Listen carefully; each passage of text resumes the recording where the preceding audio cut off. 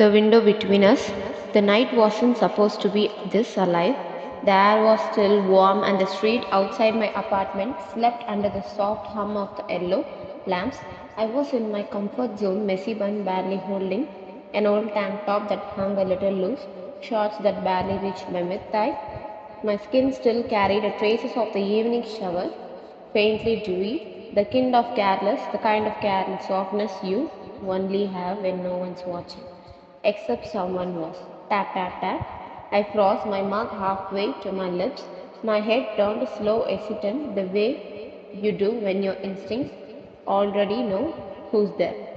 The window glowed faintly under the moonlight, and outside, leaning against the old maple tree, half shadowed, half temptation, was Jungkook, the boy who used to make my school days miserable, the one who had steal my notes, call me princess just to mock, and laugh when I snapped back. He had grown since then, sharper, broader, every line of his body carved in confidence. He wasn't that reckless teenager anymore. No. Now he was the kind of man who looked like trouble you had walked into anywhere. His upper body was bare, nothing but the low-hanging grey sweatpants riding his hips, the drawstring hanging loose like he didn't even care. His hair was slightly damp, dark strands falling over his forehead. His eyes, even from a distance, locked on me with quiet amusement. My heart gave an uninvited flutter. I stood frozen at the window, fingers clutching the curtain. You have got to be kidding me? He smacked a slow, dangerous curve of his lips. Evening princess. That same nickname, that same voice, deep, a little raspy, lazy in the most maddening way. What the hell are you doing here?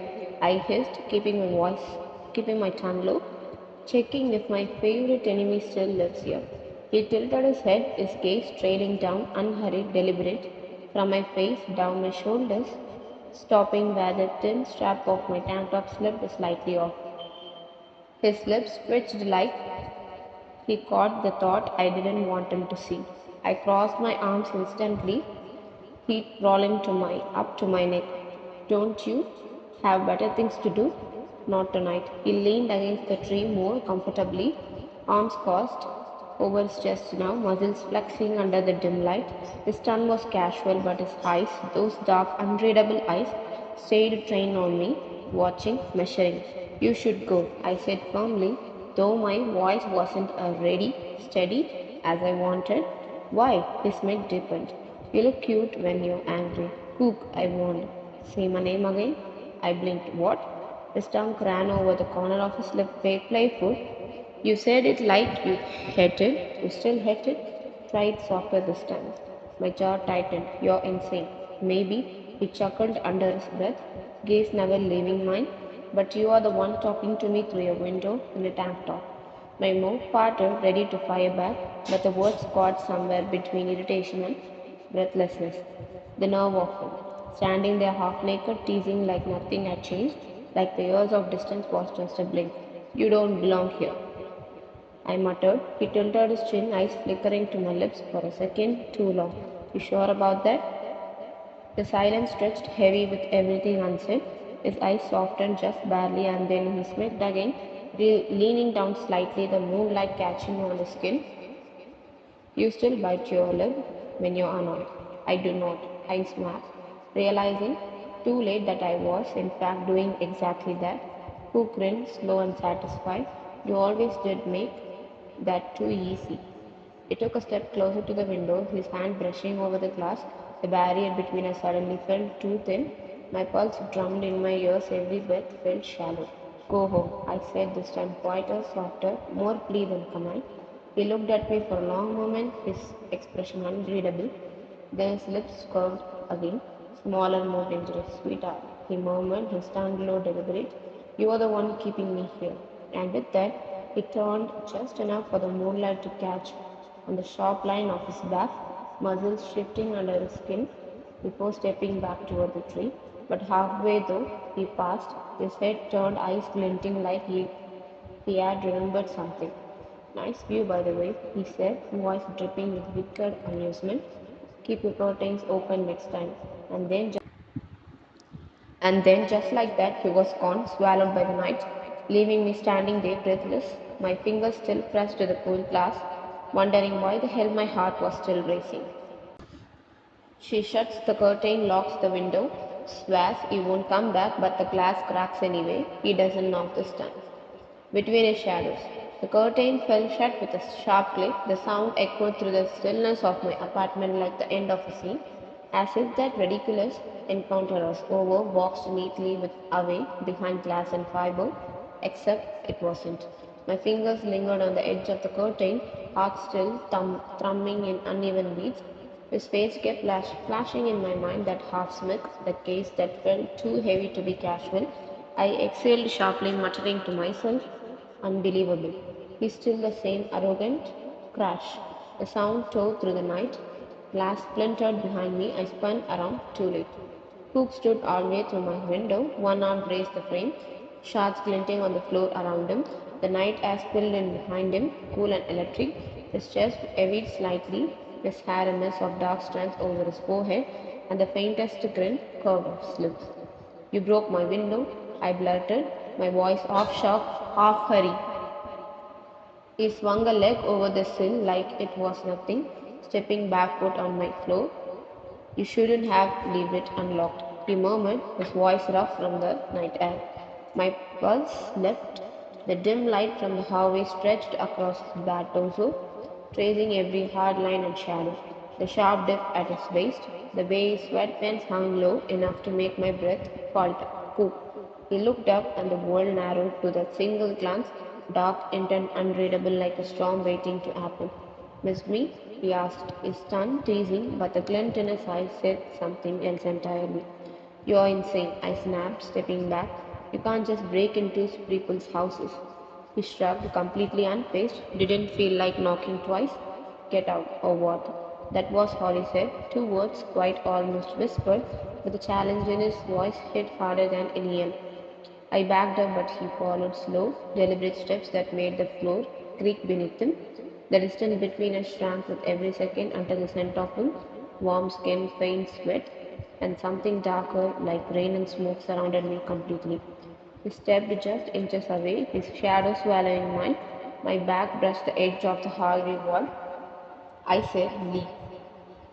I breathed, but the words came out small, shaky.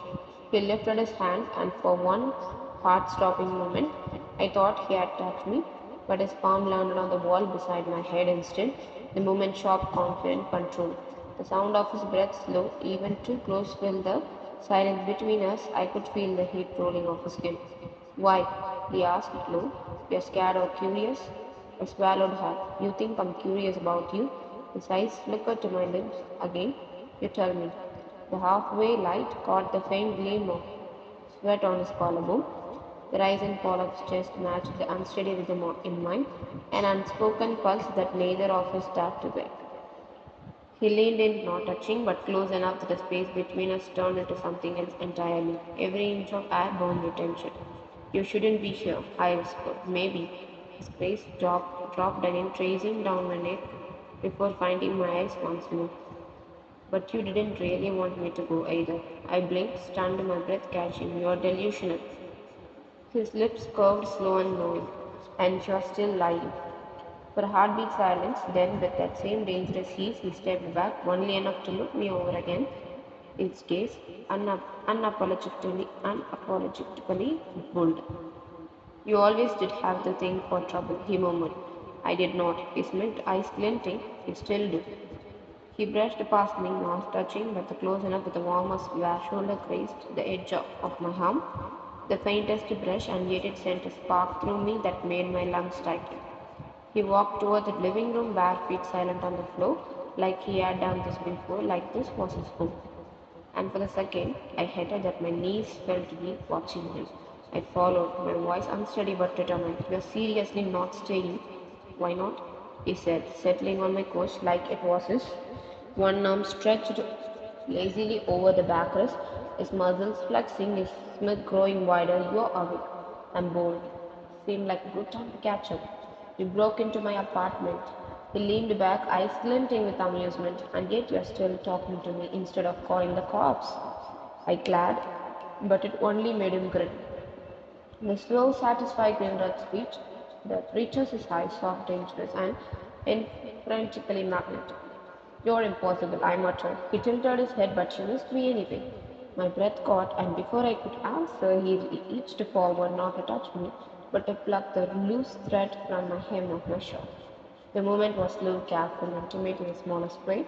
Then he leaned back again, voice low. Cute shots, by the way. My cheek flamed instantly. Coop. He laughed softly, not this cruel this time, but with something else in it. Something that felt like 𝘊𝗵𝗲𝗺𝗀. Then his voice dropped, smooth and quiet. You really should lock him in the next time. He said it like a warning, but his eyes said something else entirely. Something that left my heartbeat scattered and wild. And as he sank deeper into the porch, watching me like I was the one trespassing, I realized something horrifying or maybe thrilling. He wasn't planning to leave. She tells him to get out, he doesn't. Every step she takes to push him away only draws the crowd closer. Close enough to burn. He didn't move, didn't flinch, didn't even pretend to leave. Cook just sat there, one arm draped lazily along the back of my couch, one knee bent, the faint rise and fall of his chest, slow and steady like he had all the time in the world. The clock ticked in the corner, too loud for the silence that wrapped around us. I stood there in the hallway, arms folded, every nerve in my body on alert. You have got 2 seconds, I said. Then I'm calling the police. He looked up at me, unbothered, the ghost of a smile tugging at his mouth. You won't. My jaw clenched to watch me. Go ahead, he said softly, his gaze never leaving mine. Just make sure you tell them you let the guy in through your window. Heat flared in my cheeks. I didn't let you in. His grin widened. You didn't stop me either. I hated how calm he sounded, like he had already won some game I didn't even agree to play. I marched toward the door, half ready to drag him out myself, but the moment I brushed past him, his hand came up, not to grab, just to rest along the top of the couch beside me. Behind me, the motion stopped me cold. Every instant schemed to leave, screamed to move, but my body froze instead, every breath caught between my ribs. Relax, he said, voice low teasing. I'm not going to touch you. Then leave. He leaned forward, elbows on his knees, and for a second his expression changed, less cocky, more intent. You really want that? Yes, I snapped through my voice cracked in the middle. He looked at me through, long enough to make the hair heavy. No, he murmured finally. You don't. That single sentence said something off inside me, frustration, disbelief, something hotter I didn't want to name. You think you know me? He tilted his head. I used to. People change. His eyes dipped, then rose again, catching mine. Not the way you look at me. My breath hitched. Stop. Stop what? He cut in, standing suddenly. The movement was quick, fluid. His height made the space shrink around us. He stepped closer, not close enough to touch, but close enough for his presence to press against my skin. Every sound in the room faded, only a breathing filled the room, filled the space, mine sharp, his deep and even. I said, Stop it, I whispered. He smiled, slow and deliberate, lowering his voice to a murmur. And if I do? The way he said made my pulse race. I stepped back until my knees brushed the coffee table, the hedge caught behind me, and I steadied myself on the wall. Cook's eyes followed every small movement, sharp but not cruel, like he was reading more than just my words. This isn't funny, I said, my throat dry. Who's laughing? He asked quietly. Silence again, the tension stretched like a wire, thin, tight, ready to snap. He finally broke eye contact, glancing toward the kitchen. You still make the coffee at night? I blinked. What? Coffee, he repeated, already walking past me toward the counter, like he owned the space. You always made it when you were mad. That doesn't mean you're getting any. He chuckled softly, opening a cabinet like he knew exactly where everything was. Still the same brand, he said, reading the label on the tin. Guess some things don't change. Get out of my kitchen? No. He said it so easily, like it was the most natural thing in the world. Natural word in the world. He leaned against the counter, his back arching just enough for the muscles across his shoulders to flex under the faint line. Come on, he said, nodding toward the stove. Make the coffee, you'll feel better. I stared at him, seething. You break my window, walk into my house, insult me, and now you want coffee. He grinned, turned softer this time. I didn't say want, I said need. I scoffed, crossing my arms. You're unbelievable. Maybe, he said, voice quiet but steady, but you are still talking to me. I exhaled sharply, grabbing the tin and slammed it on the counter. Fine, I muttered. You're getting a stupid coffee, then you live. He smiled a deal. I moved around the kitchen with jerky motions, muttered under my breath as I filled the pot, set it on the stove, and measured out grounds. Behind me, I could feel him watching, not staring, watching. The kind that makes every hair on your neck stand up. I turned slightly, catching his reflection in the window. He was leaning against the counter again, head tilted, eyes unreadable. The faint smirk has gone, replaced by something quieter. What are you looking at? I asked, half daring him to answer. You, he said simply. I rolled my eyes. You haven't changed. His voice dropped lower. Neither have you. The kettle hissed softly as it heated. My hands busied themselves with mugs, sugar, spoons, anything to ignore the way my pulse skipped every time he spoke. He stepped closer, and the scent of him filled the air. Warm skin, faint soap, something unmistakably his. He stopped just behind me, close enough for his breath to brush the back of my neck. You always curse when you're fluttered. Shut up. He asked quietly, the sound. He chuckled quietly, the sound low and rough. There it is. I turned sharply, bumped into his chest. Contact was accidental but felt too deliberate, too real. I stepped back immediately, but he didn't move. For a moment, the world was still. The kettle whistled faintly, the hum of the refrigerator filled the silence. Cook gaze softened, the teasing edge melting away. He said, voice low enough. I didn't come here to fight. I swallowed hard. Then why did you come? He paused, searching my eyes. I don't know yet. Something flickered in his eyes, vulnerability maybe, or regret. It vanished almost quickly as it appeared, replaced by his usual grin. Guess I just missed annoying you, he said lightly. I exhaled, turning back to the stove, pretending to focus on the boiling water. You have succeeded. He smiled. Good. Steam rose, curling between us. The tension didn't break. It just changed shape, softer, heavier, like the room itself was breathing with us. I poured the coffee in two mugs, pushing one toward him without looking up. There, happy? Not yet. I glanced at him. Drink your coffee, cool. He lifted the mug, eyes never leaving mine, and took a slow sip. Still bitter. Good, matches you. He grinned. You sure it's not you? I didn't answer. I couldn't. Because in the small kitchen under the hum of the night, every line between anger and something else blurred, and even though I kept my arms folded tight across my chest, I couldn't ignore the truth pressing under my skin. He wasn't leaving tonight. The night she stayed. The night had gone quiet again. The broken window was patched with a blanket, the air thick with the smell of freshly brewed coffee and leftover adrenaline. I crossed my arms, standing at the edge of the hall, still trying to look angry. You said you had leave after coffee? He looked up, eyes glinting under the dim light. I did. But you make terrible coffee, so I did compensation. My jaw tightened. Compensation? A couch. His Mick patting the cushion beside him. Let me crash your promise. I won't ruin your life again tonight. I glared at him, but my exhaustion betrayed me. The fight had been long, my heartbeat uneven for hours. Fine, I muttered, turning away. But you stay here, don't you? He leaned back, watching me walk down the hallway to my room. His voice followed, soft and teasing. You always say that, like you think I listen. I didn't answer. I couldn't trust my voice to sound unaffected. The room was dim, moonlight slipping through the half-torn curtain.